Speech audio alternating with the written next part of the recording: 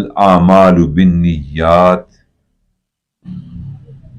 وفی روایت اخری نیت المؤمن خیر من عملہ او کما قال علیہ الصلاۃ والسلام سبحان ربک رب العزۃ عما یصفون وسلام علی المرسلین والحمد للہ رب العالمین۔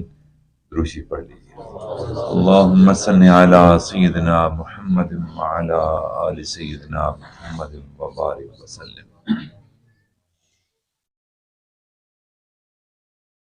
اللہ تعالیٰ کے کلام کے بعد جو صحیح ترین کتاب مانی جاتی ہے وہ بخاری شریف ہے۔ اصح الکتاب اس کو کہا گیا بعد کلام اللہ۔ اس کی جو پہلی حدیث مبارکہ ہے جو امام بخاری لے کر آئے ہیں، وہ پہلی حدیث ہے انما الاعمال بالنیات، کہ قرآن حدیث یہ عمل کی کتابیں ہیں، یہ پیروی کی کتابیں ہیں، یہ اللہ اور اس کے رسول کو ماننے کے طریقے ہیں، ان کی رضا جوئی کا اس کے اندر اللہ نے طریقہ بتایا ہے۔ تو دیکھو اب اگر قرآن و سنت اور قرآن و حدیث کا تم مطالعہ کر رہے ہو تو پہلا کام جو تم سب کو کرنا پڑے گا کہ وہ اپنی نیتوں کو خالص ایک اللہ کے لیے کرنا پڑے گا۔ اس لیے پہلی حدیث مبارکہ یہ لے کر آئے کہ انما الاعمال بالنیات، کہ جتنے بھی اعمال تمہاری زندگی میں آئیں گے ان میں تمہاری نیت اللہ تعالیٰ کو چاہیے، تمہارا عمل یا عمل کثیر نہیں چاہیے۔ یعنی جو کام بھی کرنا، جو عمل بھی کرنا، اس کی نیت خالص اللہ تعالیٰ کو راضی کرنے کی ہو، مخلوق کے لیے نہ ہو، کسی بندے کے مفاد کے لیے نہ ہو، ریا کے لیے نہ ہو، کسی کو دکھانے کے لیے نہ ہو۔ عمل دکھانا ہے تو کس کو دکھانا ہے؟ ایک اللہ کو دکھانا ہے۔ میرے بھائیو، یہ جو پہلی حدیث مبارکہ میں نیت کی اصلیت بتا دی گئی، اس کی کچھ وجوہات ہیں۔ پہلی وجہ کیا ہے؟ پہلی وجہ یہ ہے کہ انسان جب بھی کسی کام کی نیت کرتا ہے تو اس کا اجر فوراً اللہ تعالیٰ اس کو عطا فرما دیتے ہیں۔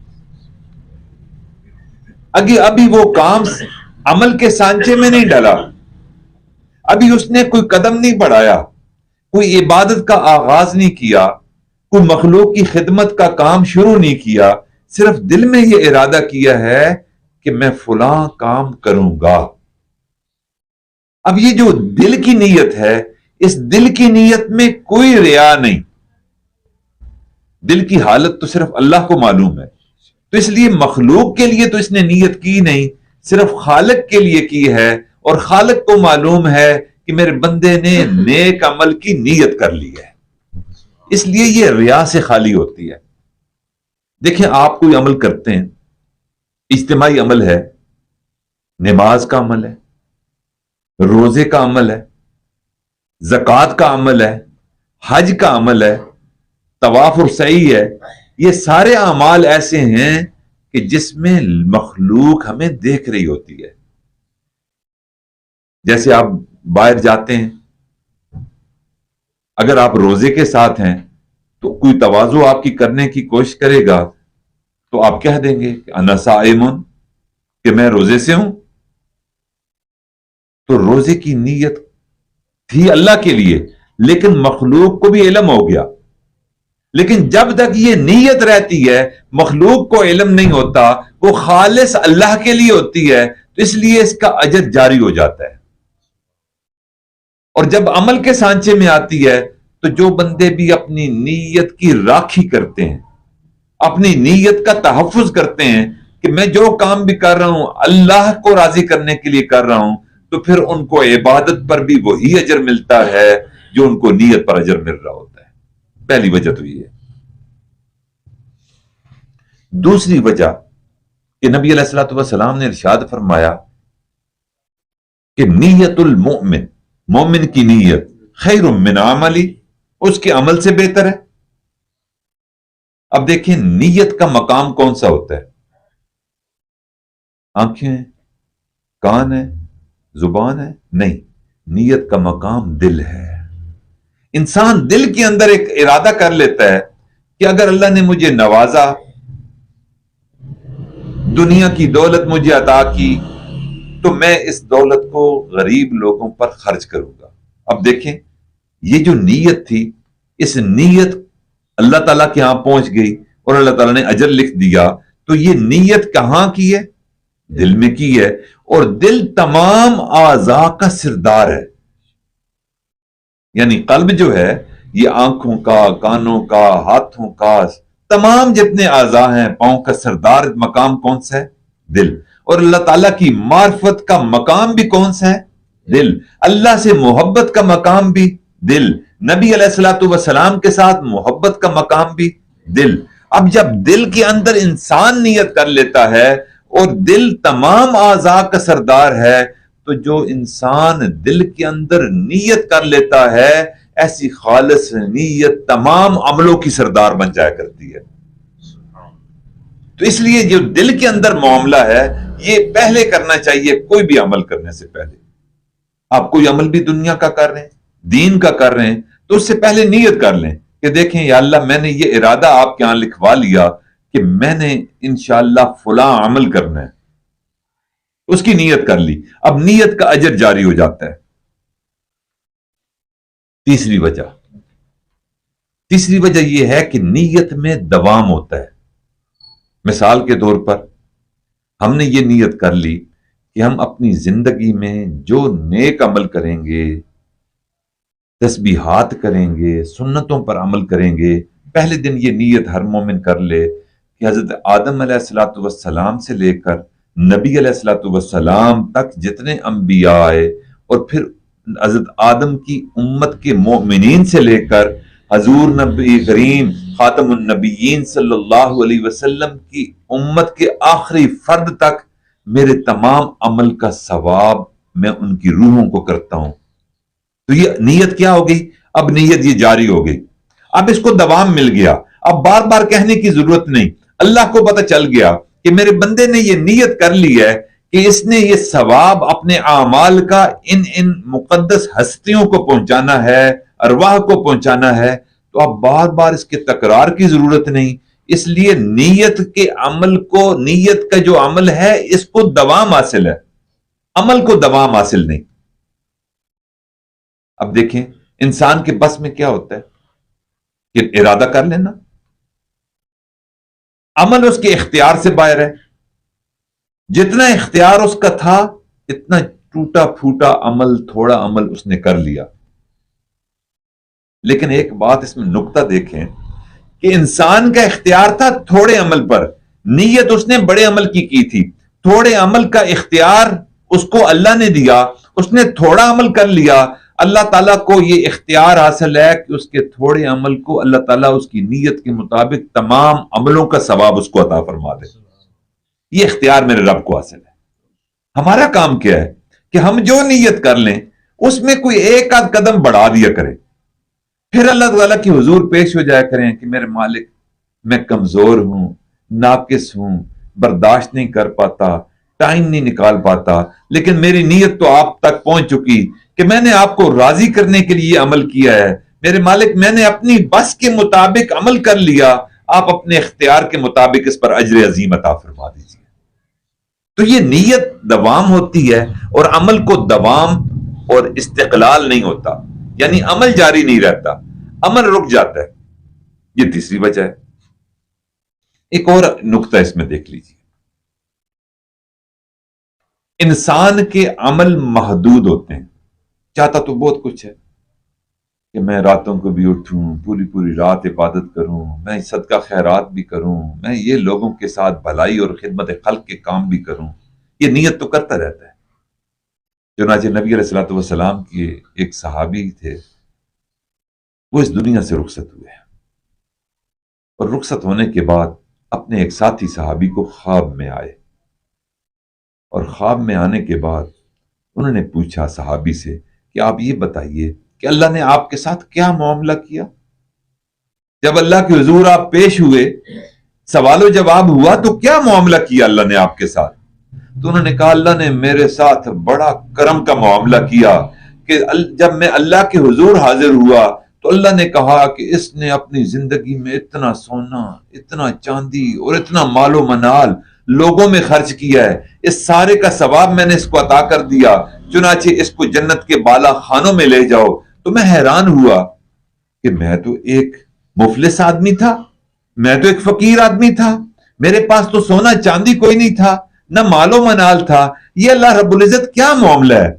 تو اللہ تعالیٰ فرمانے لگے کہ میرا بندہ، ایک مرتبہ مخلوق کے اندر میں نے رزق کم بھیجا، فصلیں کم ہوئیں، قحط پڑ گیا، اس وقت تو احد پہاڑ کے قریب سے گزر رہا تھا، تو نے کہا تھا کہ میرے مالک اگر میرے پاس اتنا پیسہ ہو، اتنا سونا چاندی ہو جو احد پہاڑ کے برابر بھی ہو، تو آج مخلوق تیری مشکل میں ہے، میں سارے کا سارا تیری راہ میں تیری مخلوق کے لیے قربان کر دوں۔ یہ نیت کی تھی، اب عمل تو نہیں کر سکے، وہ پوری زندگی فقر والی گزاری، لیکن اللہ تعالیٰ کو نیت اتنی پسند آئی کہ احد پہاڑ جتنا سونا چاندی اور مال و منال کا اجر اس صحابی کے نام اعمال میں اللہ نے درج کر دیا۔ تو مومن کی جو نیت ہوتی ہے وہ لامحدود ہوتی ہے، عمل محدود ہوتا ہے۔ نیت لامحدود ہوتی ہے، انسان کی عقل سے بعض اوقات ماوراء باتیں ہوتی ہیں، لیکن اللہ کے اختیار میں تو وہ ہے نا۔ تو اللہ کہتا ہے دیکھو میرا بندہ کتنی بڑی نیت کر رہا ہے، تو اس کے عمل جو محدود ہوتا ہے، اس کے اعمال محدود ہوتے ہیں، لیکن اس محدود عمل اور لامحدود نیت کی وجہ سے اللہ تعالیٰ اس کو جنت میں ہمیشہ ہمیشہ ٹھکانہ عطا فرما دیتے ہیں۔ اب اس کے مقابلے میں آپ کافر کو دیکھ لیں، کافر کے گناہ جتنے بھی ہیں وہ محدود ہوتے ہیں، کوئی ضروری تو نہیں کہ سارے کافر معصیت میں پڑے ہوئے ہوں، لیکن ایمان باللہ اور ایمان بالرسول اللہ صلی اللہ علیہ وسلم نہیں ہے، یوم آخرت پر ایمان نہیں ہے، لیکن زندگی ان کی اچھی گزر رہی ہے، کوئی معصیت جو ظاہر شریعت میں منع ہے وہ نہیں کر رہے، لیکن دیکھ لیں گناہ محدود ہیں، لیکن ہمیشہ ہمیشہ کی جہنم ان کو ملے گی۔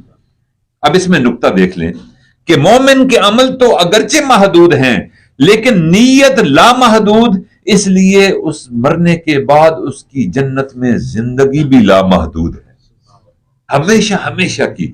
اب کافر کا عمل کیا ہے؟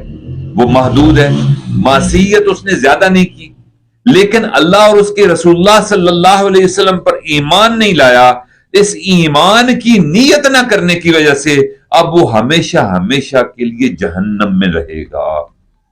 اس لیے ہمیں چاہیے کہ زندگی میں کچھ اعمال اگر ایسے بھی ہوں جو انسان نہ کر سکے، لیکن اللہ کے حضور کہتا رہے کہ میرے مالک اگر آپ مجھ پر کرم فرمائیں گے تو میں یہ عمل، اگر یوں مجھے کشادگی ملے گی، مجھے اگر فرصت ملی تو میں یہ کام کروں گا۔ یہ نیت بار بار کرتے رہنا چاہیے اور اللہ سے توفیق مانگتے رہنا چاہیے۔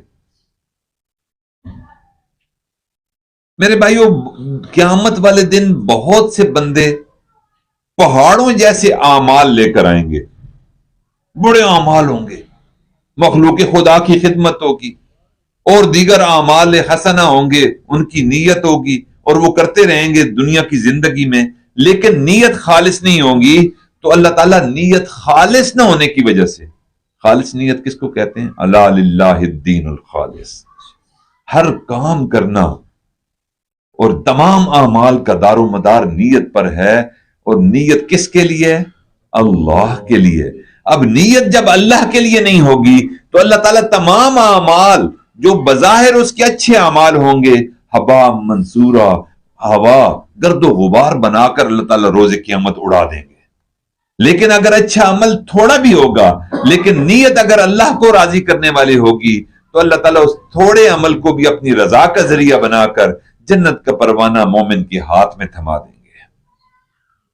بعض اوقات میرے بھائیو حدیث میں آتا ہے کہ چھوٹے چھوٹے عمل ہوتے ہیں لیکن بخشش کا ذریعہ بن جاتے ہیں۔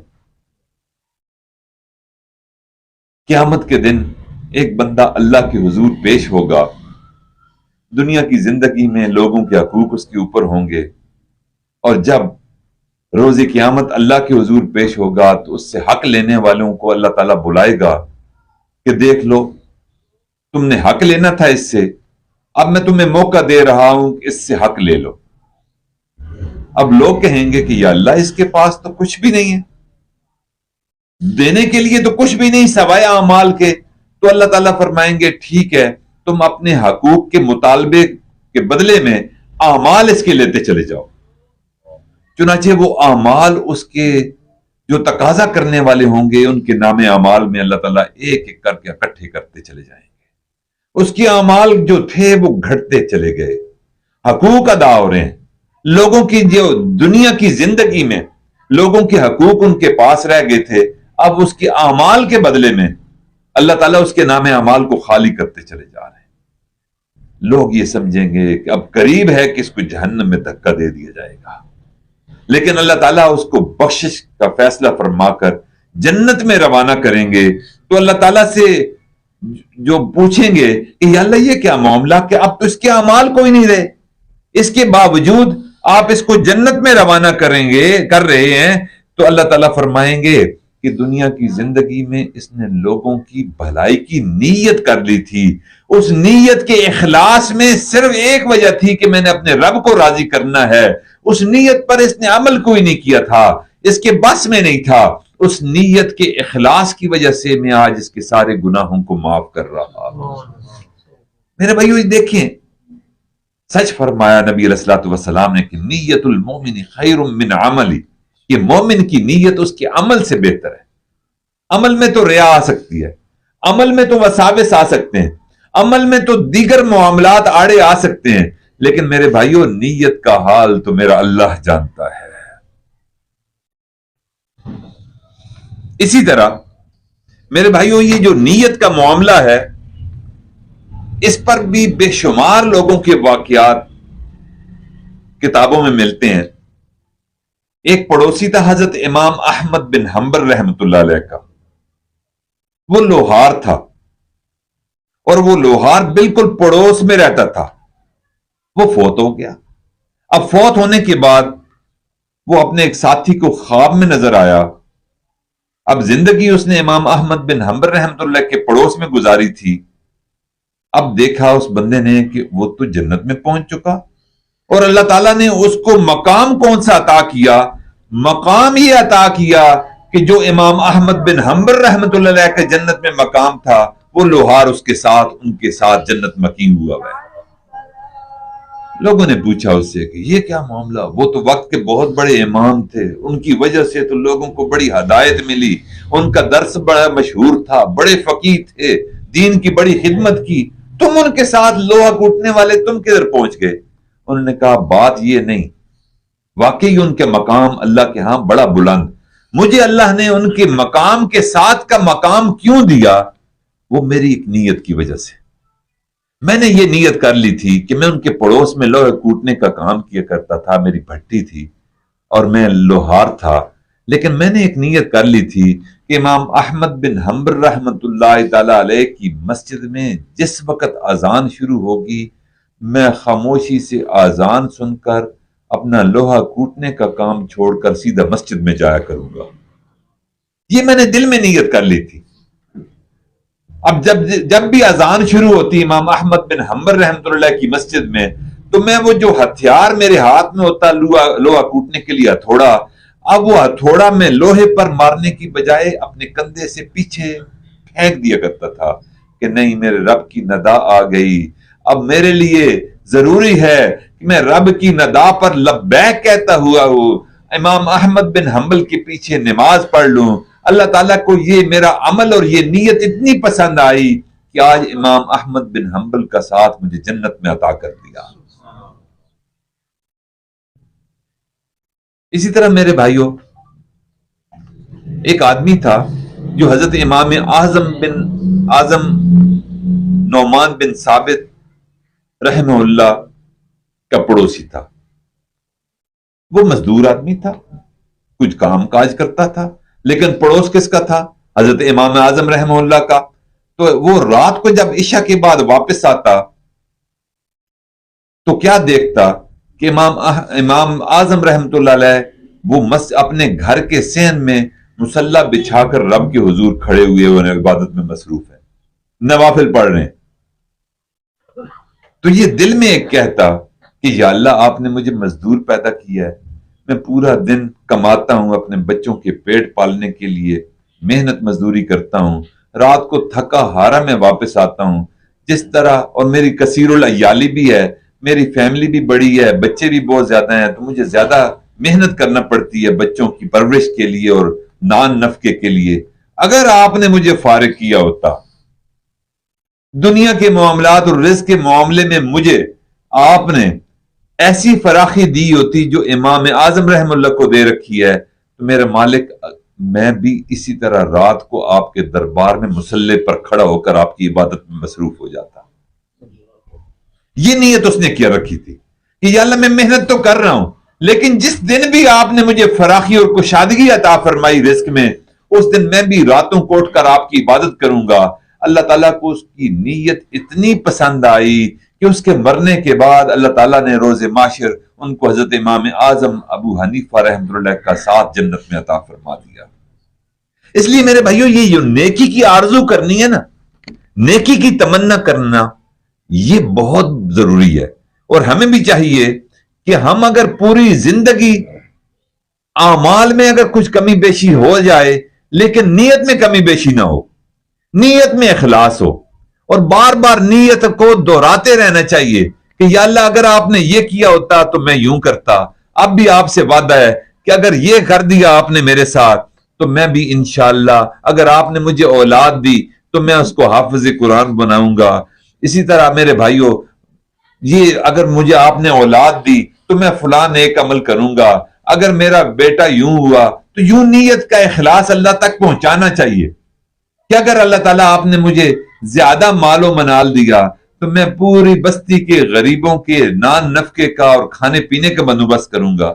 یہ ایک عمل ایسا ہے کہ جس کی وجہ سے اللہ تعالیٰ اس بندے کو اس عمل کے برابر بلکہ اس سے بڑھ کر اجر عطا فرما دیتے ہیں۔ میرے بھائیو، آج کی اس مجلس میں ہم نے یہ بات سیکھنی ہے اور اللہ سے دعا مانگنی ہے کہ ہم نے بھی اپنی نیت کو خالص رکھنا ہے۔ آئندہ جو عمل بھی ہم کریں گے، اس عمل میں پہلی نیت کیا ہوگی کہ ہم نے اپنے رب کو راضی کرنے کے لیے یہ کام کرنا ہے۔ دوسری نیت ہم یہ کر لیں کہ جب بھی جو کام بھی میں کروں گا وہ نبی علیہ الصلوۃ والسلام کے طریقے کے مطابق اور سنت کے مطابق کرنے کی کوشش کروں گا۔ تو یہ نیت خالص اللہ کے یہاں جب پہنچے گی تو اللہ تعالیٰ اس کو ہمارے نام اعمال میں درج فرمائیں گے۔ اگر رات کو جاگنے کی ہماری عادت نہیں ہے تو یہ ہم اللہ کے حضور پیش ہوں کہ یا اللہ یہ میرے اندر خامیاں ہیں، میں رات کو جاگ نہیں سکتا، لیکن اگر آپ مجھے جگا دیں گے، اگر میرے لیے آسانیاں پیدا کر دیں گے، دن کی تھکاوٹ کو جلدی رات کو دور کر دیا کریں گے، تو میں شب بیداری کیا کروں گا۔ اگر آپ نے مجھے فرصت دے دی تو اس فرصت کے وقت میں انشاءاللہ تلاوت کیا کروں گا۔ تو یوں نیت بندہ کرتا رہے، اس نیت میں اخلاص صرف اور صرف کیا ہو کہ میں نے یہ رب کی رضا کے لیے کام کرنا ہے، میں نے ہر وہ کام کرنا ہے جو نبی علیہ الصلوۃ والسلام کی اتباع والا ہو، جو نبی علیہ الصلوۃ والسلام کے طریقے والا ہو۔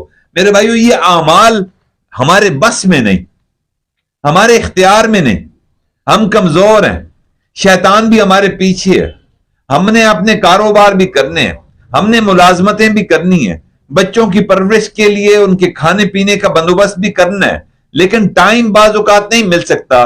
لیکن اللہ کے ہاں تو بندہ لکھوا سکتا ہے کہ اگر میرے والد آپ نے مجھے فارغ البالی عطا فرمائی تو میں یہ کام کر لیا کروں گا۔ اس لیے میرے بھائیو، نبی علیہ الصلوۃ والسلام نے سچ فرمایا، نیت المؤمن خیر من عملی، مومن کی نیت اس کے عمل سے بہتر ہے، اور اعمال کا دار و مدار وہ نیت کے خالص ہونے پر ہے۔ بعض اوقات میرے بھائیو، عمل کی نیت تو ہوتی ہے لیکن اس میں ریا آ جاتا ہے۔ تو ایک اللہ کا ولی تھا، اس سے پوچھا کہ حضرت اخلاص کیا چیز ہے، کہ ہر کام اللہ کے لیے ہو، یہ اخلاص کیا چیز ہے، تو آپ مجھے کوئی مثال دے کر واضح کریں۔ تو اللہ کے ولی کہنے لگے کہ دیکھو، اگر کوئی چرواہا ہو اور وہ چرواہا جنگل میں اپنی بکریاں چرا رہا ہو اور نماز کا وقت ہو جائے، وہ وضو کرتا ہے، وضو کر کے قبلہ رخ کھڑے ہو کر فرض نماز ادا کرتا ہے اور اس کے ارد گرد بکریاں ہوتی ہیں اور وہ بکریوں کو چرا رہا ہوتا ہے، نماز کے وقت نماز کی ادائیگی کر رہا ہوتا ہے، کیا اس کے دل میں نماز کی ادائیگی کرتے ہوئے یہ خیال ریا کا بھی آتا ہے کہ بکریاں دیکھ رہی ہیں اور میرا یہ عمل بکریوں کو بہت پسند آ رہا ہوگا، ان کے نزدیک میں نیکی تقوی والا بندہ ہوں؟ تو اس نے کہا حضرت یہ کیسے ممکن ہے؟ بکریوں کو دکھانے کے لیے تو کوئی عمل انسان کیسے کر سکتا ہے؟ تو انہوں نے کہا یوں ہی مخلوق سے کٹا ہوا عمل کہ مخلوق کی پرواہ ہی نہ ہو، کہ انسان مسجد کی زندگی اختیار کی ہوئی ہو اس نے، لیکن دائیں بائیں سے بے نیاز اور لاپرواہ ہو کر ایک اللہ کو راضی کرنے کے لیے عبادت کرے، اسی کو نیت کا اخلاص کہتے ہیں۔ میرے بھائیو، اس نیت کے اخلاص کے لیے ہمیں محنت کرنے کی ضرورت ہے اور ہر عمل میں اپنے اخلاص کو ٹٹولنے کی ضرورت ہے اور اس کے محاسبے کی ضرورت ہے کہ کیا کوئی ایسا عمل تو ہم اپنی زندگی میں نہیں کر رہے جس میں دوسرے لوگوں کے لیے دکھاوا ہو، شو آف ہو، ریا ہو۔ میرے بھائیو، جب تک ریا ہوگی اس وقت تک وہ عمل اللہ تعالیٰ کو پسند نہیں آئے گا، بلکہ الٹا وبال بن جائے گا۔ اس لیے میرے بھائیو، آج کی مجلس میں ہم نے یہ نیت کا اخلاص اپنے اندر پیدا کرنے کا سبق لیا۔ آج سے ہم عہد کرتے ہیں کہ ہم اپنی نیتوں کو انشاءاللہ خالص کریں گے، اپنی نیتوں کو محض اللہ کے راضی کرنے کے لیے اس نیت کو ہم اپنے اندر مضبوط کریں گے، اپنے ارادے کو، کہ آئندہ زندگی میں جو کوئی بھی عمل ہو وہ عمل اللہ کے لیے ہو۔ حضرت مجدد صاحب رحمۃ اللہ فرماتے ہیں، ان کے حوالات میں یہ لکھا ہوا ہے کہ حضرت مجدد صاحب رحمۃ اللہ علیہ ایک مرتبہ ٹوائلٹ میں گئے قضائے حاجت کے لیے۔ قضائے حاجت کے لیے جب گئے تو دیکھا، انہوں نے جو ہی بیٹھے تو دیکھا کہ ان کے ہاتھ پر سیاہی لگی ہوئی ہے، کہ جس سیاہی سے وہ تصنیف کیا کرتے تھے، جس سیاہی سے وہ قرآن و حدیث کی تشریح کیا کرتے تھے، کتب کثیرہ انہوں نے لکھی ہیں، تو وہ سیاہی وہ تھوڑی سی ان کو ہاتھ کو لگی ہوئی تھی، تو ان کو گوارا نہ ہوا کہ یہ جو سیاہی میرے انگلیوں پر لگ گئی، اگر اس سیاہی کے ساتھ، یہ پاک سیاہی ہے، میں قرآن و حدیث لکھا کرتا ہوں، اگر اس سیاہی سے میں استنجا کروں گا تو اس استنجے کی وجہ سے اس سیاہی کی توہین ہوگی، تو یہ مناسب نہیں۔ تو چنانچہ انہوں نے اپنی قضائے حاجت کو مؤخر کر دیا اور مؤخر کر کے باہر نکل آئے۔ جو ہی باہر نکلے تو اللہ تعالیٰ نے ان کی مغفرت کا فیصلہ کر دیا کہ دیکھو تو نے قرآن و حدیث لکھنے والی سیاہی کا اتنا احترام میرے لیے کیا تھا، اس چھوٹے سے عمل کو اللہ تعالیٰ نے حضرت مجدد الفسانی کے بڑے اعمال پر بھاری کر دیا۔ اب انہوں نے پوری زندگی قرآن و سنت کی خدمت کی ہے، الحاد کے خلاف اور کفر کے خلاف جہاد کیا ہے، اکبر کے دین الہی کے بارے میں لوگوں کو جگایا ہے، بیدار کیا ہے۔ میرے بھائیوں، اس کے باوجود کیا عمل، ایک چھوٹا سا عمل ان کی مغفرت کا ذریعہ بنا۔ اسی طرح ایک وقت کے امام تھے، وہ لکھا کرتے تھے اور سوچ سوچ کے لکھا کرتے تھے۔ اب ایک چھوٹا سا عمل ان کے نام اعمال میں کیا تھا، وہ اللہ کے حضور پیش ہوئے، اللہ نے پوچھا کہ کیا لائے ہو؟ تو انہوں نے کہا کہ قرآن کی خدمت لایا ہوں، حدیث کی خدمت لایا ہوں، درس و تدریس لایا ہوں، لوگوں کی اصلاح کرتا رہا، وہ خدمت لے کر آیا ہوں۔ اللہ نے کہا تیرے قرآن کی خدمت کو بھی میں نے رد کر دیا، تیری حدیث کی خدمت کو بھی میں نے رد کر دیا، مخلوق کو جو تو نے فائدے پہنچائے وہ عمل بھی میں نے رد کر دیا، کوئی اور عمل ہے تیرے پاس تو مجھے بتا دو۔ امام رونے لگ پڑے، انہوں نے کہا کہ اللہ میرے پاس اس کے علاوہ تو کوئی عمل نہیں تھا۔ اب وہ رونے جب پڑے تو اللہ نے کہا کہ چپ کر جو، رو نہیں، میں تیرا ایک عمل میرے پاس چھوٹا سا ہے، اس عمل کی وجہ سے میں تیری بخشش کرنا چاہتا ہوں۔ یا اللہ ایسا کون سا عمل ہے کہ ایک دن تو لکھنا چاہ رہا تھا اور قلم کو تو نے دوات کے اندر رکھا، اس قلم کے ساتھ سیاہی لگ گئی، تو سوچنے میں مصروف ہو گیا کہ تحریر کیسے کروں، اسی اثنا میں ایک مکھی آ کر اس سیاہی پر بیٹھ گئی، اور جب تو لکھنے کے لیے سوچ کر اس قدم کو جب کاغذ پر لکھنے کے لیے چلانے لگا، سوچا تو اس مکھی کی طرف تیری نظر پڑ گئی، تو نے سوچا کہ یہ مکھی بھوکی اور پیاسی ہے، اس کو تھوڑا سا سیاہی سے اپنی پیاس میں مٹانے دوں۔ جو ہی وہ پیاس ختم ہوئی تو پھر تو نے لکھنا شروع کیا۔ میری حقیر سی مخلوق کی پیاس بجھانے کی جو تو نے نیت رکھی تھی، آج اس نیت سے میں تیری بخشش کا فیصلہ کر رہا ہوں۔ اس لیے میرے بھائیوں کوئی عمل کثیر کی ضرورت نہیں، اللہ قلیل عمل پر راضی ہو جاتا ہے، لیکن عمل صرف اللہ کے لیے ہو، جس میں مخلوق کی رضامندی نہ ہو، مخلوق کو خوش کرنے کے لیے نہ ہو، تو چھوٹا سا عمل بھی بھاری عملوں پر بھاری پڑ جایا کرتا ہے۔ اللہ سے دعا ہے کہ اللہ تعالیٰ ہمیں اخلاص عمل کے لیے نیت خالص کرنے کی توفیق عطا فرمائے اور ہم سب کو اپنے مقرب بندوں میں شامل فرمائے۔ وآخر دعوانا ان الحمد